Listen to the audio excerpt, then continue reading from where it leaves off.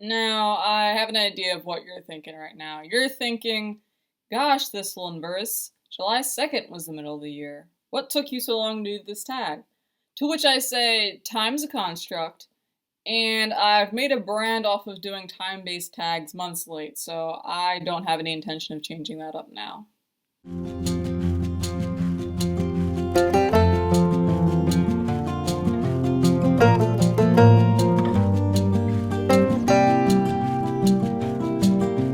Hey everyone, it's SOULar, and today I'm going to be doing the tag that really requires no introduction, the mid-year book Freakout tag. This is my first time doing the tag. I hear a lot of people love it, and I will plan on doing this tag in years to come, since it seems to be kind of a staple of being a booktuber. So, first question is best book you've read so far? Definitely Body Minds Reimagined by Dr. Sammy Shock. It is a nonfiction book about Black women writing speculative fiction and how they write disabled characters. Shaw pretty explicitly states that this isn't focused on evaluating like character development or saying, like this is a good representation of a disabled character and this is a bad representation of a disabled character. It's more a survey on just like what are Black women in speculative fiction saying about disability. How do their stories fit into larger narratives? How do they rely on those narratives? How do they subvert those narratives? I just thought it was a mind-blowing book. First of all, it's not too long, and I thought that it was very accessibly written. Shock does kind of the classic, I'm going to tell you what I'm going to tell you, I'm going to tell it to you, and then I'm going to tell you what I told you.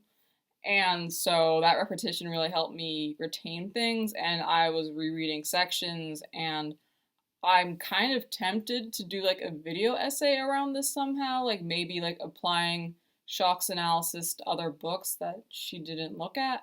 I was surprised that a nonfiction book was my best book of the year. There are other books I've enjoyed a lot, but this is the only book I gave a 5-star review on Goodreads. So, next question is best sequel you've read so far. So I mostly read standalones this year, and competition wasn't very stiff. It was either going to be Magnifique Noir Volume 2 by Brianna Lawrence or Children of Virtue and Vengeance by Tomi Adeyemi, and I was not feeling Children of Virtue and Vengeance. So this one goes to Magnifique Noir Volume 2, but also it is just a wonderful book and is part of a series that has brought me a lot of joy. This is a good sequel, I would say, in that it retains a lot of the things that I loved about the first book. It's very sweet.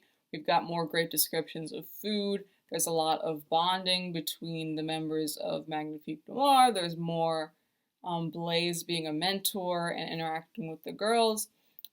But then it changes things up a bit. It's getting a little more grim now. The fun and games are kind of getting disrupted a little here. And I think it's going to pivot to a really interesting direction. And also, I just love the cover. This series is just a love letter to magical girl anime and just anime in general. And I just love this cover. Each of the members is set up in a battle pose, and the mysterious, shadowy figures looming behind them in the background. Musical Tati introduced me to the term sequel suckage, and that most definitely does not apply to this series. Next question is new release you haven't read yet, but you want to. So for this one, I really want to read By Sea and Sky by Antoine Vanderlei. I heard about this from a blogger, Women of Color Read Too, who I would encourage you to subscribe to. She reads fiction, but in terms of like genres, she reads pretty diversely, and I believe that her focus is on authors of color. She did a thread one day of either books by Black authors in general, or specifically SFF books by Black authors that weren't getting a lot of hype on Twitter, and listed this book, and I took a look at the cover and the synopsis, and I was just immediately intrigued. This is a story about a woman pirate who has been separated from her husband somehow, and she's trying to get him back.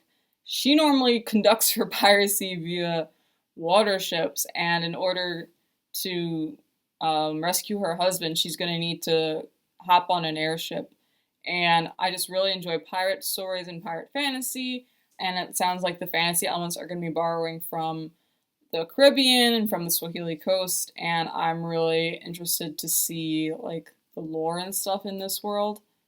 And I just like the cover a lot. It's very dynamic, very action-packed. It's getting me excited for a high-stakes adventure. I've heard nothing but good things so far. Margaret Adele had a review of this book posted, which I will link below. Written in Melanin had an author interview that was really good, which I will also post below. So, most anticipated release for the second half of the year. For this one, I'm basically just going to go through arcs that I've received that are not out yet. In no particular order, Ring Shout by P. Djeli Clark. This is a historical fantasy about a black demon slayer who's going up against the KKK, who has a supernatural component in this world that she is uniquely equipped to battle. I enjoy P. Djeli Clark's writing. I feel like his novellas are very tight, very high action, so I'm excited for this one. And just reading the synopsis, it sounds like it'll be very cathartic. The next one up is Midnight Bargain by C.L. Polk. This one is an epic fantasy set in this world that seems to be very sexist based off the synopsis.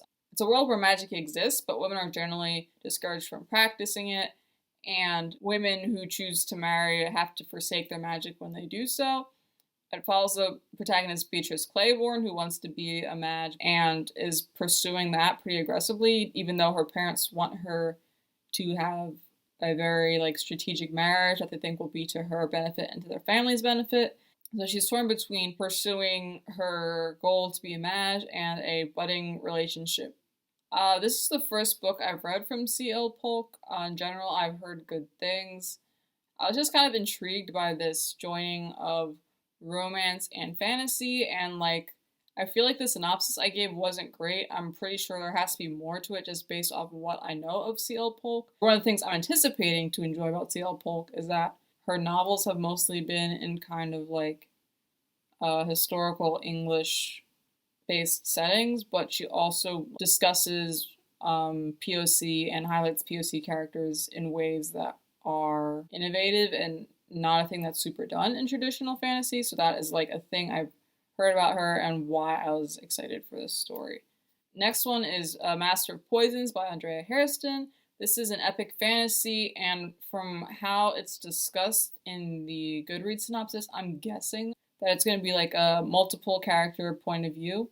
This is a story that is going to draw on some folklore and tells of a kingdom falling into ruin because of environmental degradation.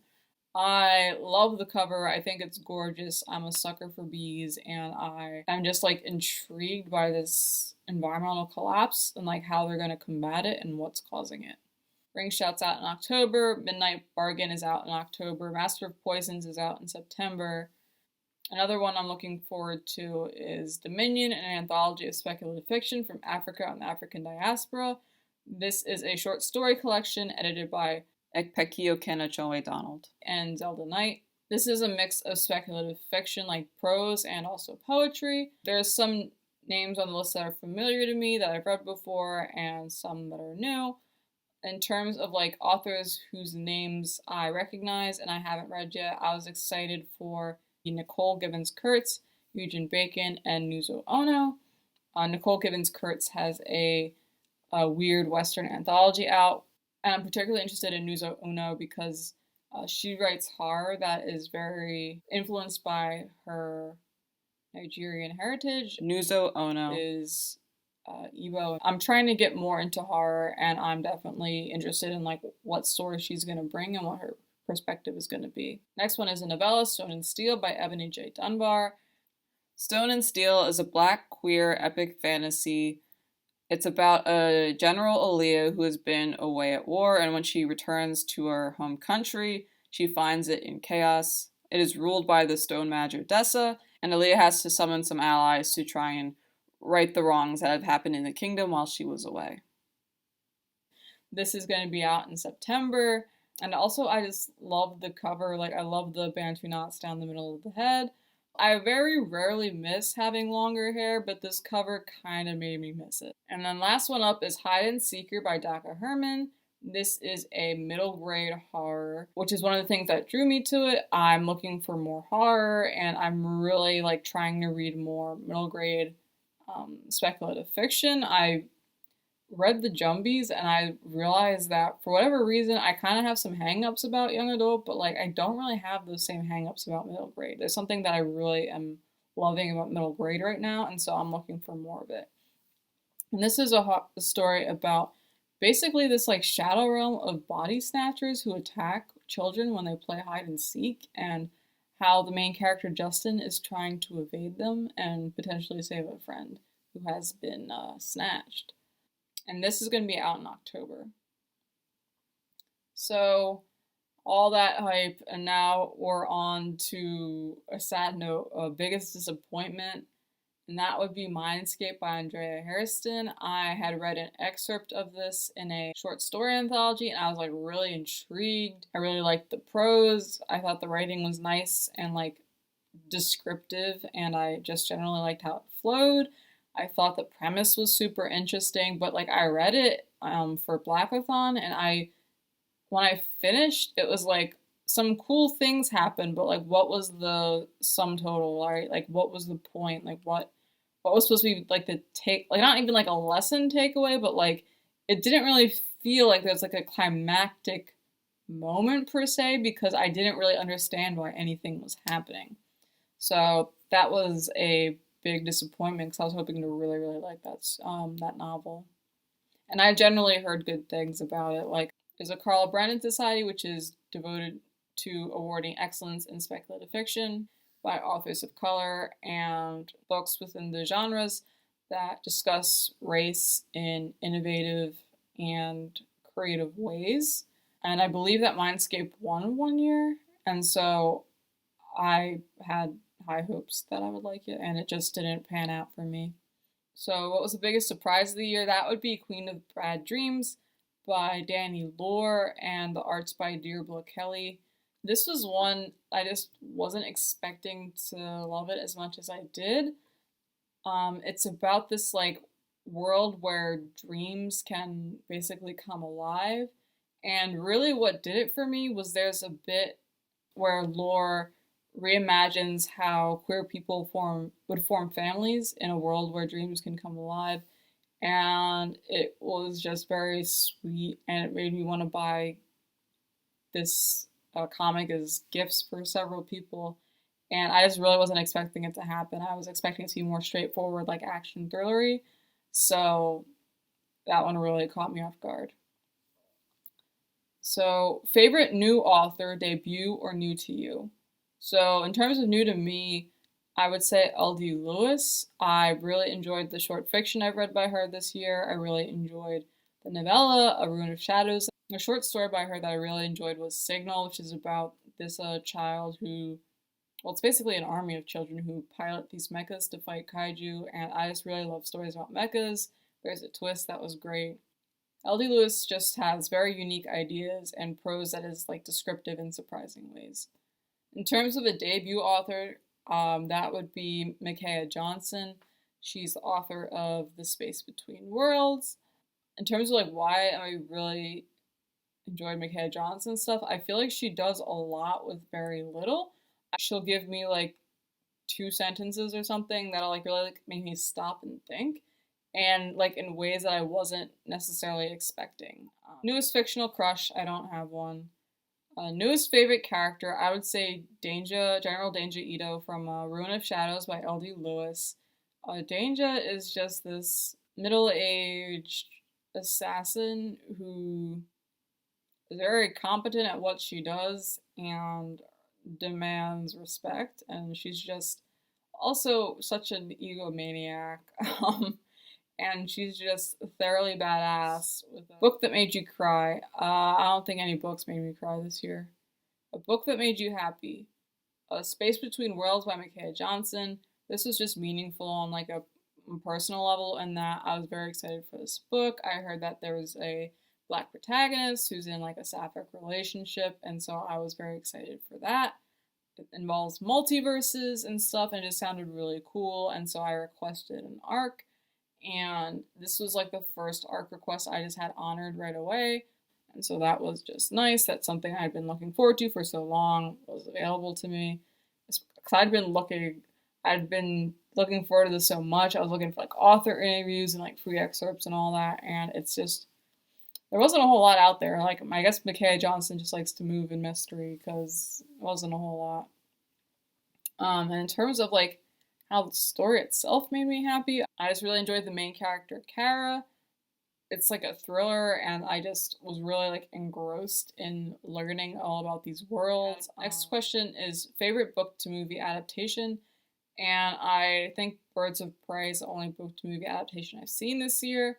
It's also a movie that I love a lot. I think that Margot Robbie makes a great Harley Quinn. I feel like that performance that she gave is like iconic and stands on its own.